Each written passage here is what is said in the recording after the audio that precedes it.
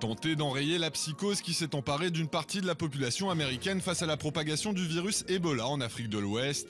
C'est l'objectif poursuivi par Anthony England, un docteur en chimie qui a décidé pour cela de publier une carte sur Twitter, montrant les pays réellement concernés par l'épidémie. Un document qui rappelle que la Guinée, la Sierra Leone et le Libéria sont les principaux États touchés par la fièvre hémorragique, tandis que le reste du continent a jusqu'à présent été épargné.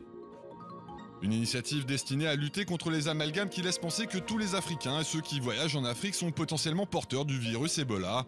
L'auteur de la carte explique en effet avoir été inspiré par l'expérience vécue récemment par une enseignante du Kentucky, qui a été poussée à démissionner par son établissement après s'être rendue au Kenya, et ce alors qu'aucun cas suspect n'a été signalé dans le pays. Une mesure discriminatoire qui est loin d'être un cas isolé aux États-Unis, rapporte sur son site le Huffington Post. Le quotidien cite d'ailleurs divers exemples de personnes stigmatisées à la suite d'un déplacement dans des pays africains non touchés par l'épidémie. Dans le New Jersey, 2 élèves originaires du Rwanda ont ainsi dû rester isolés chez eux pendant 21 jours à la demande de parents inquiets. Et en Caroline du Nord, un professeur s'est vu interdire l'accès à son école pendant 3 semaines après un voyage en Afrique du Sud.